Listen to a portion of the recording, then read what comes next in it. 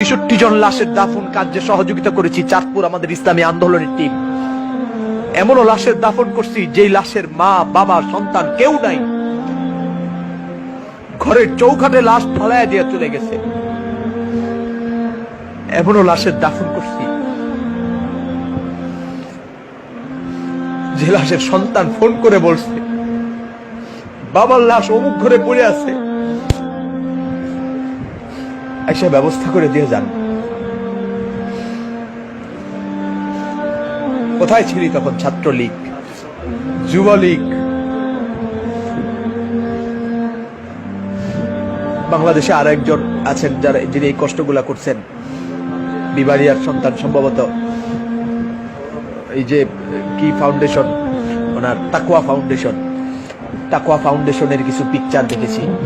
আবার এমন পিকচার নিজে তুলেছি, পুকুর পাড়ে লাশ পড়ে আছে, বাগানে লাশ পড়ে আছে, এই লাশের বাবা আছে, লাশের মা আছে, লাশের ভাই আছে।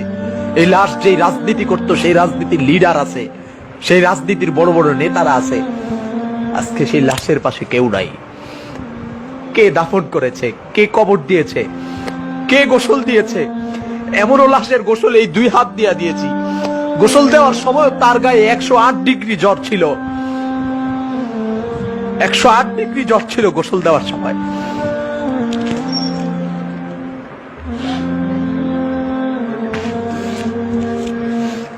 কলিজা ফেটে যায় দুঃখে। আজকে এমন এমন ব্যক্তির বিরুদ্ধে যাদের নির্দেশে ওলামায়ে কেরাম এই কাজগুলো করতে, যাদের নির্দেশে আমরা এই কাজ করছি,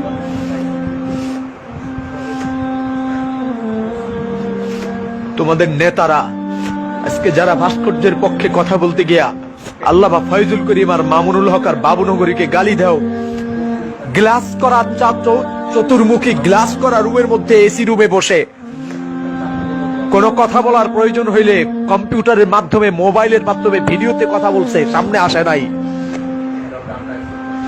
কিন্তু প্রতিটা লাশকে কাঁধে করে গোসল দিয়ে আদর যত্ন করে কবরে রেখেছি। কোন সেবার কমতি ছিল না। আমাদের ঘরেও তো বিবি আছে, আমাদের ঘরেও তো আমাদের মা আছে, আমাদের ঘরে আমাদের বাবা আছে। কোন বাবা চায় না তার সন্তান অনিশ্চিত ভবিষ্যতের দিকে চলে যাক।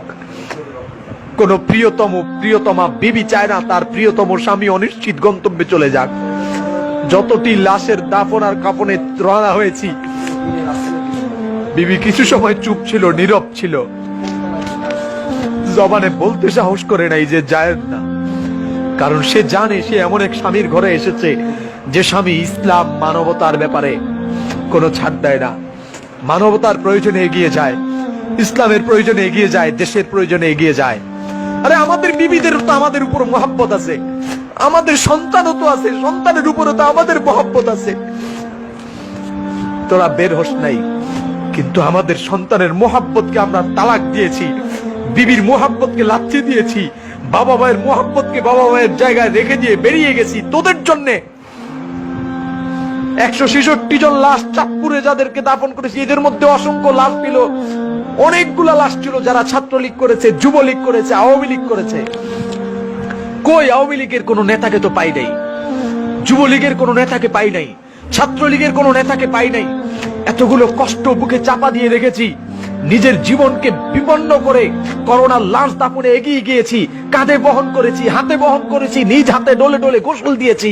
আজকে আমাকে জুতা মারো, আমাকে দেশ থেকে ভাগায়া দিচ্ছ, আজকে আমি মৌলবাদী, আমি রাজাকার, আমি পাকিস্তানি, তো তুমি ভারতকে সমর্থন করার জন্য তুমিও বাংলার অপরাধী, তুমিও যুদ্ধাপরাধী, তুমিও দেশদ্রোহী।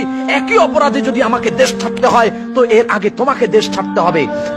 আমি যে দেশপ্রেমিক এর কোনো সন্দেহ নাই, আমার অসংখ্য প্রমাণ আছে, এ দেশে আমার অবদান আছে, আমার বাবার অবদান আছে, কিন্তু তোমার কোনো অবদান নাই। তুমি শুধুমাত্র আওয়ামী লীগ এই নামটাকে পুঁজি করে তুমি তোমার পেট বাঁচাচ্ছ, তুমি তোমার সন্তানের আহাল পরিবারের পেট বাঁচাচ্ছ।